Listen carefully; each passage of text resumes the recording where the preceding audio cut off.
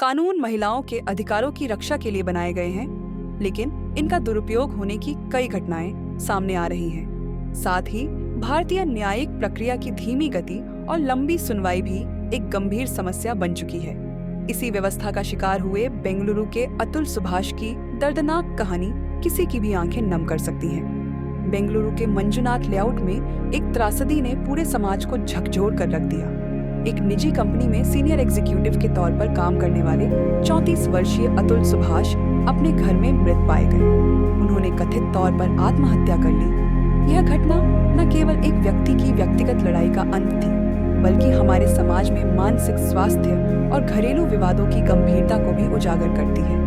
कानून महिलाओं के अधिकारों की रक्षा के लिए बनाए गए हैं, लेकिन इनका दुरुपयोग होने की कई घटनाएं सामने आ रही हैं। साथ ही भारतीय न्यायिक प्रक्रिया की धीमी गति और लंबी सुनवाई भी एक गंभीर समस्या बन चुकी है। इसी व्यवस्था का शिकार हुए बेंगलुरु के अतुल सुभाष की दर्दनाक कहानी किसी की भी आंखें नम कर सकती है। बेंगलुरु के मंजुनाथ लेआउट में एक त्रासदी ने पूरे समाज को झकझोर कर रख दिया। एक निजी कंपनी में सीनियर एग्जीक्यूटिव के तौर पर काम करने वाले 34 वर्षीय अतुल सुभाष अपने घर में मृत पाए गए। उन्होंने कथित तौर पर आत्महत्या कर ली। यह घटना न केवल एक व्यक्ति की व्यक्तिगत लड़ाई का अंत थी, बल्कि हमारे समाज में मानसिक स्वास्थ्य और घरेलू विवादों की गंभीरता को भी उजागर करती है। अतुल सुभाष की शादी उत्तर प्रदेश के जौनपुर की निकिता सिंघानिया से हुई थी। शादी के कुछ समय बाद निकिता अचानक बेंगलुरु छोड़कर जौनपुर लौट गई और पति समेत ससुराल वालों पर दहेज उत्पीड़न और घरेलू हिंसा का केस दर्ज करा दिया। अतुल ने अपनी मौत से पहले 24 पन्नों का सुसाइड नोट लिखा और 1.5 घंटे का एक वीडियो बनाया, जिसमें उन्होंने अपनी पीड़ा को व्यक्त किया। उन्होंने अपने सुसाइड नोट और वीडियो में पत्नी निकिता सिंघानिया, सास निशा सिंघानिया, साला अनुराग सिंघानिया उर्फ पीयूष और चचेरे ससुर सुशील सिंघानिया को अपनी मौत का जिम्मेदार ठहराया। अतुल ने खुलासा किया कि उनकी पत्नी और ससुराल वालों ने पैसे ऐंठने के लिए साजिश रची। उनके खिलाफ दहेज, घरेलू हिंसा, हत्या का प्रयास और अननेचुरल सेक्स जैसे गंभीर झूठे आरोप लगाए गए। इन मामलों के तहत अतुल और उनके परिवार को बार बार कोर्ट जाना पड़ा। अतुल ने बताया कि अब तक 120 से अधिक बार केस की सुनवाई हुई और 40 बार उन्हें बेंगलुरु से जौनपुर जाना पड़ा। उन्होंने कहा कि अधिकतर तारीखों पर कोर्ट में कोई काम नहीं होता, कभी जज नहीं होते तो कभी हड़ताल होती। अतुल के अनुसार उनकी पत्नी ने तलाक के बदले हर महीने 2 लाख रुपए गुजारा, भत्ता मांगा। साथ ही उनके बच्चे को उनसे दूर कर दिया गया। उन्होंने यह भी बताया कि जौनपुर की प्रिंसिपल फैमिली कोर्ट जज ने उन पर 3 करोड़ रुपए की एलिमनी देने का दबाव बनाया। अतुल ने दावा किया कि कोर्ट में पेशकार को रिश्वत देनी पड़ती है। जब उन्होंने रिश्वत देने से इनकार किया तो उनके खिलाफ हर महीने 80,000 रुपए मेंटेनेंस देने का आदेश जारी कर दिया गया। मरने से पहले अतुल ने जुडिशरी से अपील की कि उनके माता पिता को परेशान न किया जाए।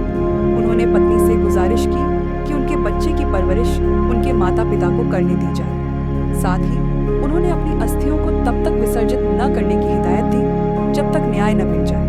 उन्होंने कहा कि अगर न्याय नहीं मिलता है तो मेरी मौत के बाद मेरी अस्थियां कोर्ट के सामने गटर में बहा देना। अतुल ने अपने घर के भीतर एक प्ले कार्ड लगाया जिस पर लिखा था, न्याय बाकी है।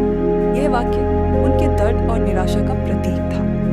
उन्होंने अपनी व्यथा और अंतर्मन की स्थिति को स्पष्ट रूप से व्यक्त करते हुए अपने सुसाइड नोट को ईमेल और एक एनजीओ के व्हाट्सएप ग्रुप में शेयर किया। अतुल ने यह भी सुनिश्चित किया कि उनके घर में महत्वपूर्ण जानकारियां साफ साफ लिखी गई हों ताकि उनके पीछे कोई सवाल न बचे।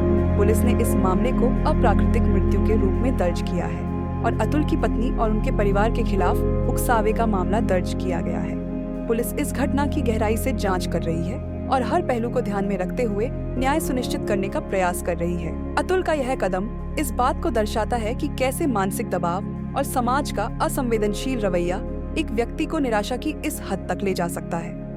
अतुल सुभाष की कहानी भारतीय न्याय व्यवस्था और महिलाओं के अधिकारों की सुरक्षा के लिए बनाए गए कानूनों के दुरुपयोग पर गंभीर सवाल उठाती है। यह घटना सोचने पर मजबूर करती है कि क्या वाकई कानून का सही इस्तेमाल हो रहा है या फिर कुछ लोग इसे दूसरों को नुकसान पहुंचाने का माध्यम बना रहे हैं। यह कहानी न केवल न्याय प्रणाली पर बल्कि हमारे समाज की नैतिकता और मानवता पर भी सवाल खड़े करती है। यह घटना केवल अतुल की व्यक्तिगत त्रासदी नहीं है, बल्कि हमारे समाज के लिए एक चेतावनी भी है। यदि आप या आपका कोई परिचित मानसिक तनाव से जूझ रहा है तो कृपया सहायता लें। कोई भी जीवन इतना छोटा नहीं होता कि उसे खो दिया जाए। आइए एक ऐसा समाज बनाएं जहां हर आवाज सुनी जाए